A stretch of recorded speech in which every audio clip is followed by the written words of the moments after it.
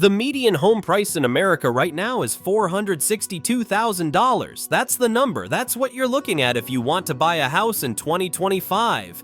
And if you want that house to be near a beach, forget it. You're priced out before you even start looking. Except that's not actually true. Right now in Pascagoula, Mississippi, you can buy a house on the Gulf Coast for $164,900. That's 65% less than the national median. And Pascagoula isn't the only one. There are 15 towns scattered across the US where coastal living is still shockingly affordable, and most people have no idea they exist because they're not on the tourist maps, they're not in the real estate magazines, and they're definitely not where your financial advisor is telling you to retire. The cheapest town and the most expensive town on this list aren't just different price points, they're different strategies. And by the end, you'll know exactly which one matches your retirement income, your lifestyle, and how much risk you're willing to take. Pascagoula, Mississippi. Let's start with the cheapest coastal home in America, Pascagoula, Mississippi. Median list price, $164,900. Median sold price, $174,700. This is not a typo. This is a functioning Gulf Coast town where you can buy a house for the price of a used RV in California. The cost of living here is 17.4% below the national average. Property taxes in Mississippi average 0.76%, which is one of the lowest rates in the country. So you're not just saving on the house, you're saving every single year you own it. Now, why is it this cheap? Pascagoula is a working industrial town. Shipbuilding specifically. It's not a resort. It's not trying to be. The economy here runs on blue-collar wages, and that keeps housing prices low because the people who live here aren't retirees with six-figure nest eggs. They're locals earning local wages, which means if you're coming in with retirement savings, you're buying into a market that isn't designed to extract maximum value from you. The Gulf is right there. You've got beach access without the tourist markup. And the town itself has actual character. It's not sanitized for vacation rentals. It's a real place where people work and live. But let's be clear, this is the floor. If you're looking at Pascagoula, you're prioritizing one thing above everything else, minimum upfront cost. And that's a legitimate strategy. Just know what you're buying into. Gulfport, Mississippi. If Pascagoula feels too stripped down, Gulfport is the upgraded version of the same deal. Median home value, $188,052. Cost of living, still 17.4% below the national average. But Gulfport is a service hub. It's got hospitals, shopping centers, restaurants, entertainment options. It's a functional city, not just a coastal town. 16% of the population here is over 65, which means there's already a retiree infrastructure in place. That matters. It means the town isn't going to be caught off guard by your needs. The medical facilities are there, the social structures are there, the grocery stores stock the things you actually want to buy. You're paying $23,000 more than Pascagoula for that infrastructure. And for a lot of people, that's a trade worth making. Port Arthur, Texas. Port Arthur is where things get complicated. Housing expenses here are 44% below the national average. That's extreme. That's not normal market behavior. That's a distortion. And the reason is crime. In 2018, Port Arthur's crime rate was 700.9 incidents per 100,000 people. That number drives prices down faster than anything else. But here's the other side. Texas has zero state income tax, no tax on Social Security, no tax on pensions, no tax on your IRA withdrawals. If you're pulling $50,000 a year out of a traditional IRA, you're saving thousands annually compared to living in a state that taxes retirement income. Over 20 years, that adds up to 6 figures. So Port Arthur is a calculated risk. You're trading personal safety concerns for one of the most powerful long-term tax advantages in the country. Only you can decide if that math works. The town itself is industrial like Pascagoula. It's on the Gulf. There's fishing, there are nature preserves nearby, but you need to do your due diligence here. Visit first, talk to locals, understand what you're walking into. Corpus Christi, Texas. If you want Texas tax benefits without Port Arthur's trade-offs, Corpus Christi is the answer. Average home value, $217,379. Zero state income tax, same as Port Arthur, but Corpus Christi is a real city. It's got 300,000 people, universities, hospitals, cultural institutions. You're not sacrificing infrastructure for affordability, you're getting both. Padre Island National Seashore is right there. You've got barrier island access, Gulf beaches, and all the urban amenities you'd expect from a major metro area. This is the big city version of affordable coastal Texas. And honestly, $217,000 for a major coastal city is absurd. That price point doesn't exist in Florida, it doesn't exist in California, it doesn't exist anywhere on the East Coast outside of extreme outliers. Corpus Christi is the rare case where you're not giving up scale to get affordability. Atlantic City, New Jersey. Atlantic City, New Jersey, median list price $239,000 for the Mid-Atlantic, for a place 2 hours from New York City and 1 hour from Philadelphia. That price makes no sense unless you understand why it's that low. Atlantic City's economy is built on casinos, and when that industry struggles, the whole town struggles. The housing market here reflects decades of economic volatility, so you're buying into a distorted market, but the distortion works in your favor. New Jersey has high taxes overall, but the state offers serious property tax relief programs for seniors and significant exclusion thresholds for retirement income. So the entry price is absurdly low, and if you qualify for the senior programs, the ongoing costs become manageable. You get the boardwalk, the entertainment, the beach, and access to the entire Northeast corridor.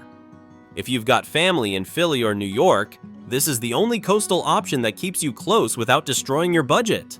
Lillian, Alabama. Now we're shifting gears. Lillian isn't about ocean waves. It's about Perdido Bay.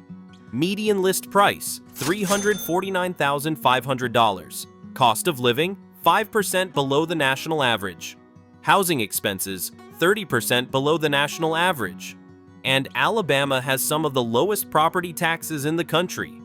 The state also exempts Social Security and most qualified pensions from state income tax, which makes it extremely retiree-friendly.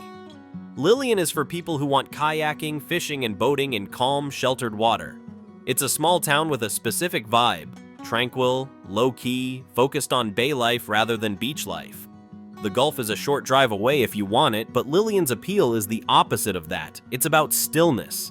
If you're the kind of person who finds crowded beaches stressful, Lillian is your answer. It's affordable, it's quiet, and it's built for a very specific type of retiree. Sunset Beach, North Carolina. Here's where North Carolina enters the picture. Sunset Beach. Median list price, $339,900. And the key financial detail here is that North Carolina does not tax Social Security benefits. If your retirement income is primarily Social Security, this is a massive advantage. The state does have a flat income tax, 4.25% in 2025, gradually dropping to 3.99% by 2027 on other retirement income like pensions and IRA withdrawals. But that rate is low, predictable, and easy to plan around. And for Social Security recipients, the effective tax burden drops even further. Sunset Beach itself is pristine. It's on the Grand Strand, which means you're close to golf courses, restaurants, and entertainment, but the town itself stays peaceful. You get the East Coast beach experience without the New England price tag. Calabash, North Carolina. Calabash is the seafood capital of the world. That's not marketing, that's the town's actual identity. Median list price, $367,100. Same North Carolina tax structure, Social Security untaxed, low flat rate on other income. But Calabash offers something most small coastal towns can't: logistics. You're close to 2 airports, you've got easy highway access, major medical facilities are nearby, and you're minutes from the Grand Strand's golf courses, so you get the quiet fishing village aesthetic with the infrastructure of a regional hub. That combination is rare. Most towns this small force you to choose between charm and convenience. Calabash delivers both. And if you like golf, you're in one of the best locations in the country. Arapahoe, North Carolina. Arapahoe is the definition of small-town coastal seclusion. Median list price, $342,000, North Carolina tax benefits, Social Security protected. But here's the shocking part. Arapahoe has its own hospital. A town with fewer than 500 people does not normally have a hospital. That facility exists because Arapahoe serves a wider rural area, but if you live in Arapahoe, you have guaranteed local access to emergency medical care. That is an insane value proposition for retirees who want seclusion but can't risk being hours away from a hospital. This is the hidden gem. It's not flashy, it's not marketed, and most people will never hear about it. But if you want absolute peace and medical security in the same package, Arapahoe is unmatched. Hudson, Florida. Now we're in Florida, which changes the entire tax equation. Hudson. Median list price $350,000. Zero state income tax. No tax on Social Security, pensions, IRA withdrawals, nothing. Every dollar you pull out of your retirement account stays in your pocket. Hudson is 170 miles southeast of Orlando and close to Tampa, so you've got big city access, major airports, and you're within driving distance of Disney World if grandkids are coming to visit. But the town itself stays laid back and coastal. This is Florida's lowest entry price on this list. You're paying more than Mississippi, but you're buying tax certainty and year-round warm weather. For retirees with significant IRA balances, the tax savings alone justify the higher upfront cost. Crystal River, Florida. Crystal River is the manatee capital of the world. Median list price, $369,900. Zero state income tax. And the town's entire identity revolves around ecotourism and wildlife interaction. If you want daily opportunities to see manatees, kayak through natural springs, and explore state parks, this is the place. It's a different kind of coastal experience. You're not here for traditional beach sunbathing. You're here for nature immersion. And Tampa and Orlando are both about an hour away, so you've got city access when you need it. Crystal River is also served by major medical facilities, including Tampa General Hospital's Crystal River branch, so you're getting ecological uniqueness without sacrificing healthcare security. Englewood, Florida. Englewood is for boaters. Median list price, $439,300. Zero state income tax. And the town hosts events like the Englewood Beach Water Fest, which tells you everything you need to know about the local culture. Old Englewood Village gives you a historic downtown with restaurants, farmers markets, and local shops. So you've got the water-focused lifestyle with the infrastructure of an established community.